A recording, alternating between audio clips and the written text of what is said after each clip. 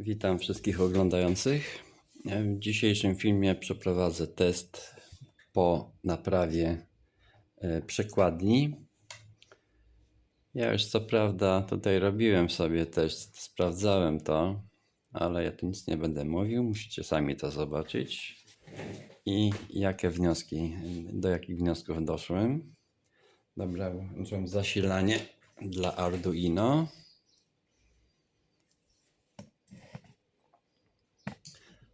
Teraz będzie dobrze widać. Teraz włączę zasilanie z zasilacza. No i jedziemy z koksem. Lecimy na Szczecin, jak to mówią.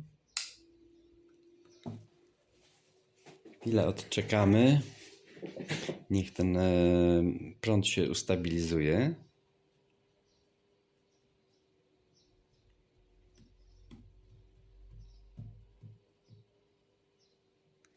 Najniższa wartość to jest 123. 123. Aż od 120 do 150. Do 154. Tutaj prąd. I teraz by trzeba było się tu wszczelić. Weźmy od 120. Dobra, teraz tarowanie.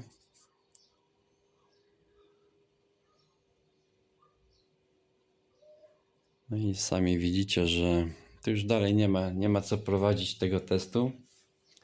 Z tego względu, że mimo że jest wyremontowana ta przekładnia, są te tuleje wstawione, ten prąd i tak pływa. Tu ile razy bym naciskał tarowanie, to nic tu po prostu nic nie daje.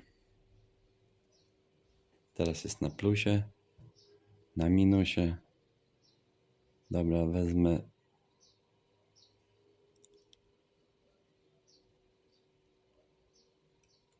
teraz. Tu musi po prostu być 0,0. I tak jak mówię, jest ona po remoncie, ta przekładnia. Niestety ona też pływa.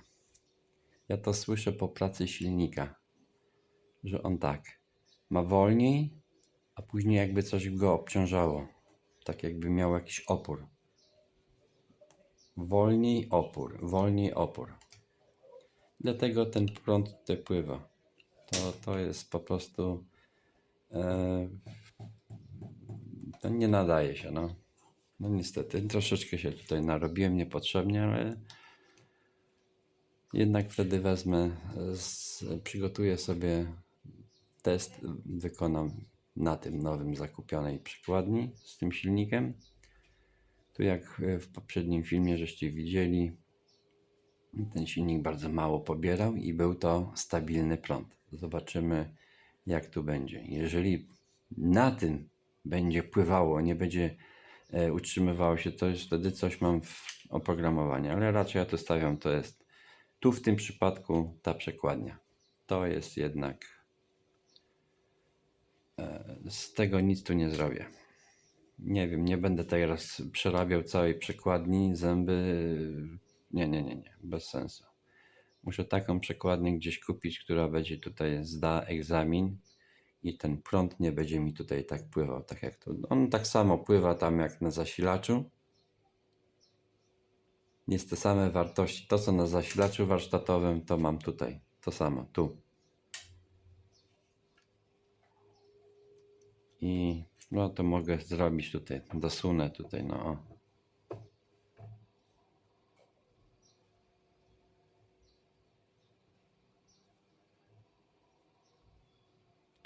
Sami widzicie, że to jest, taki jest moment.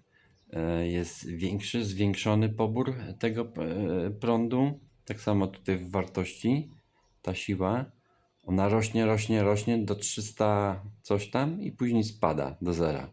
I znowu rośnie. Tak samo bez obciążenia tej prądnicy. Sami zobaczcie, ta siła tu rośnie do 270 coś tam, prawie do 280 i spada do zera.